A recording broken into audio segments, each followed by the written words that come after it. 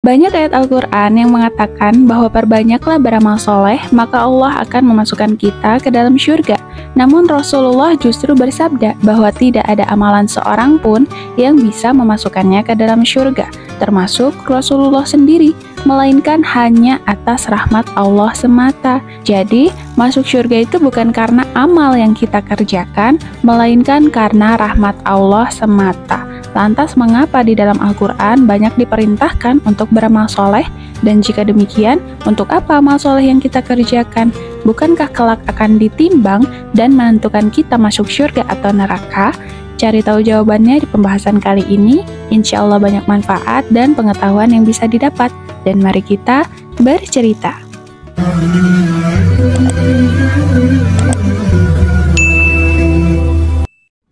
Assalamualaikum warahmatullahi wabarakatuh. Sahabat bercerita yang Masya Allah berkat rahmat Allah mengklik dan menonton video ini. Semoga Allah memberikan ilmu dan keberkahannya kepada sahabat bercerita melalui pembahasan kali ini. Baik, sahabat bercerita, banyak sekali ayat Al-Quran yang memerintahkan, menganjurkan kita untuk banyak beramal soleh, berbuat kebajikan, berlomba-lomba dalam kebaikan. Kemudian Allah mengatakan akan menghadiahkan syurga atas amal soleh tersebut. Sebagai contohnya, dalam Quran Surat An-Nisa ayat 57. Dan orang-orang yang beriman dan mengerjakan amalan-amalan yang soleh, kelak akan kami masukkan mereka ke dalam syurga yang di dalamnya mengalir sungai-sungai, kekal mereka di dalamnya. Mempunyai istri-istri yang suci, dan kami masukkan mereka ke tempat yang teduh lagi nyaman. Kemudian dalam Quran Surat Al-An'am ayat 127, bagi mereka disediakan Darussalam, syurga pada sisi Tuhannya, dan dialah pelindung mereka disebabkan amal-amal soleh yang selalu mereka kerjakan. Kemudian juga Quran Surat Al-Hajj ayat 14, sesungguhnya Allah memasukkan orang-orang yang beriman dan mengerjakan amal yang soleh ke dalam syurga-syurga yang di bawahnya mengalir sungai-sungai. Sesungguhnya Allah berbuat apa yang Dia kehendaki. Dan masih banyak lagi ayat dan surat yang lainnya, yang semuanya mengatakan untuk beriman dan beramal soleh, maka Allah akan memasukkan kita ke dalam syurganya berkat amal soleh yang kita kerjakan tersebut. Namun, Rasulullah SAW pernah bersabda yang dapat kita baca dalam sebuah hadis sahih riwayat Muslim. Beliau bersabda, "La yudkhilu ahadam minkum amalahul jannah wa la yujiruhu minan nar, wa la ana illa birahmatin minallah." Tidak ada amalan seorang pun yang bisa memasukkannya ke dalam syurga dan menyelamatkannya dari neraka, tidak juga denganku, kecuali dengan rahmat dari Allah. Karena hadis tersebut, maka banyak yang kemudian bertanya-tanya, lantas untuk apa amal soleh yang kita kerjakan? Apakah hadisnya keliru karena bertentangan dengan ayat-ayat Al-Quran tadi? Tidak, sahabat bercerita, hadisnya tidak bertentangan dan tidak keliru.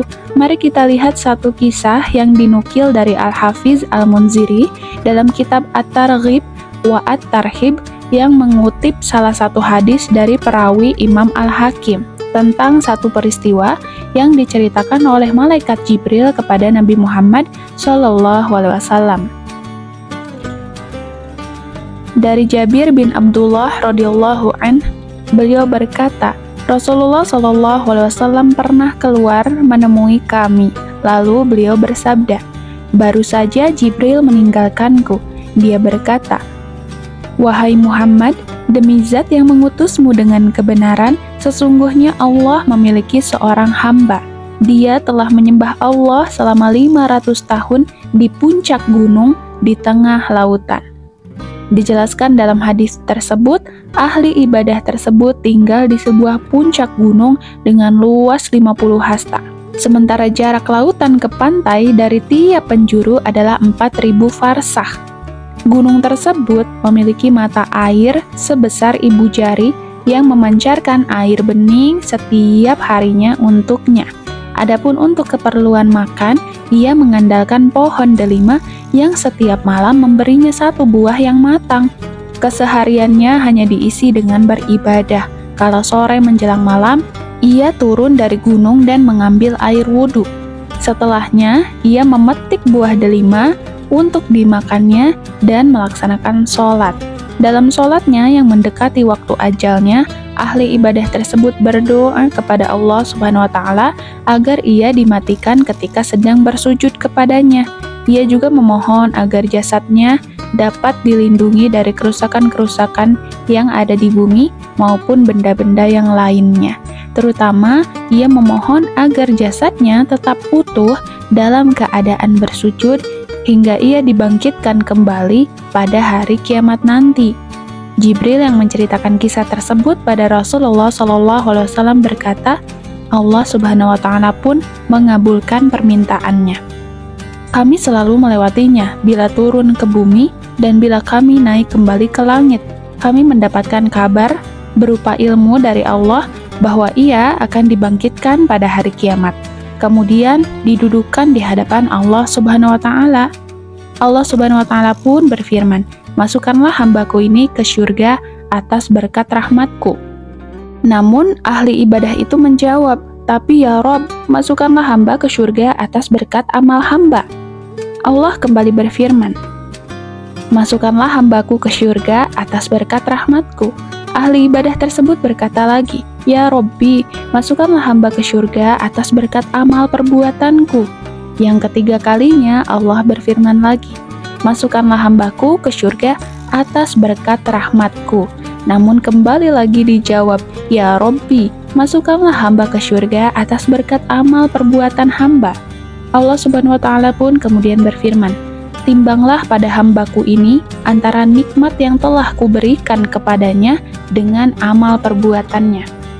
Maka saat itu ditimbanglah satu nikmatnya yang telah Allah berikan berupa matanya, penglihatannya. Ternyata didapati bahwa nikmat penglihatan si ahli ibadah ini sama beratnya dengan ibadah yang telah dilakukan olehnya selama 500 tahun. Belum lagi nikmat-nikmat dari anggota tubuh yang lainnya, nikmat telinga, nikmat hidung, nikmat mulut, tangan, kaki, tubuh, jantung, dan seterusnya. Hanya nikmat matanya saja yang telah Allah berikan padanya selama 500 tahun dia hidup. Ketika ditimbang dengan amal ibadahnya selama 500 tahun juga, amalnya sudah habis, hanya untuk menebus atau membayar nikmat matanya saja. Maka Allah Subhanahu wa Ta'ala pun berfirman kembali kepada para malaikat untuk menyeret sang ahli ibadah tersebut ke dalam neraka.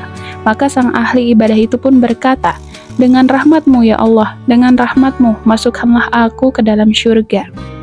Pada akhirnya Allah Subhanahu wa Ta'ala pun mengabulkannya dan kemudian ahli ibadah tersebut kembali dihadapkan kepadanya. Lalu Allah menanyainya, wahai hambaku, siapakah yang telah menciptakanmu dari tidak ada? Ia menjawab, engkau ya Rob. Siapa yang telah memberikan kekuatan kepadamu hingga bisa melaksanakan ibadah selama 500 tahun? Engkau ya Rob. Siapa zat yang telah menempatkanmu di sebuah bukit yang terletak di tengah-tengah deburan ombak samudra dan mengeluarkan mata air tawar dari air yang asin, mengeluarkan buah delima setiap malamnya, padahal delima hanya berbuah sekali dalam setahun, dan engkau telah meminta agar mencabut nyawamu saat engkau sedang bersujud dan mengabulkan permintaanmu? Ia pun menunduk dan menjawab, engkau wahai Robbi.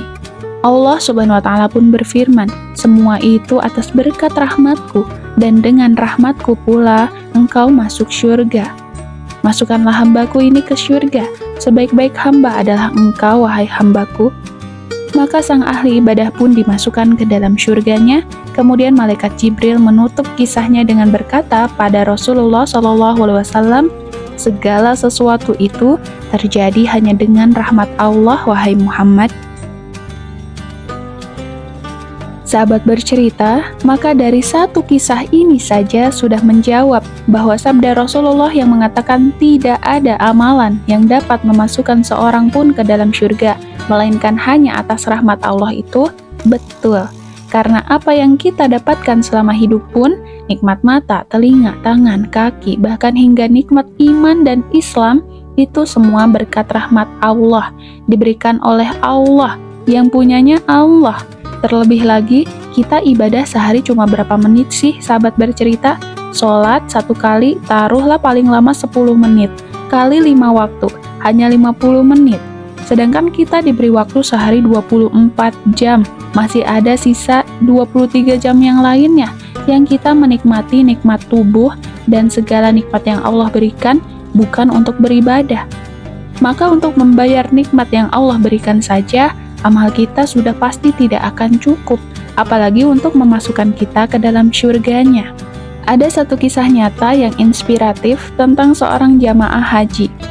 Ketika haji, tiba-tiba ia sesak, sehingga harus diberikan penanganan medis berupa oksigen dari tabung oksigen selama 2 jam.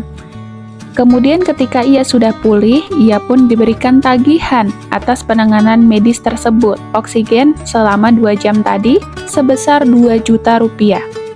Ia pun menangis. Sang dokter yang melihatnya mencoba menenangkannya.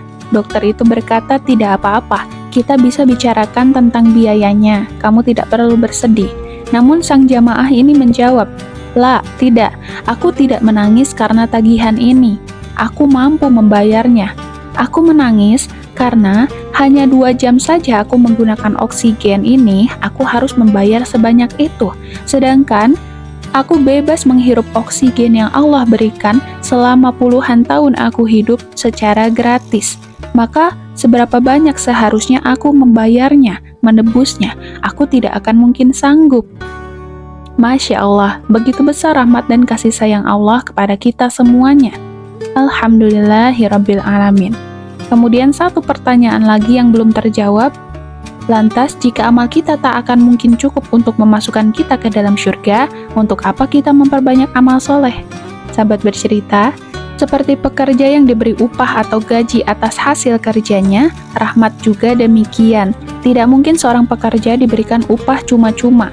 Jika begitu, maka tidak adil untuk pekerja lainnya yang tidak bekerja, bukan?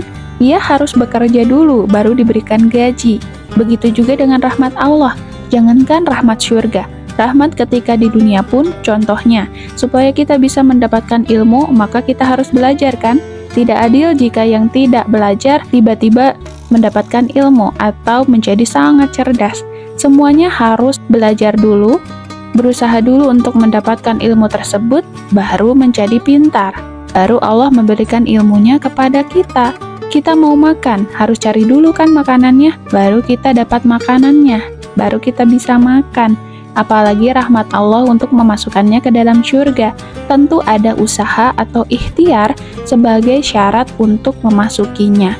Nah, syarat tersebut adalah dengan amal soleh yang kita kerjakan selama di dunia. Berarti, kalau kita beramal soleh, sudah pasti dong ya mendapat rahmat Allah dan dimasukkan ke dalam syurga?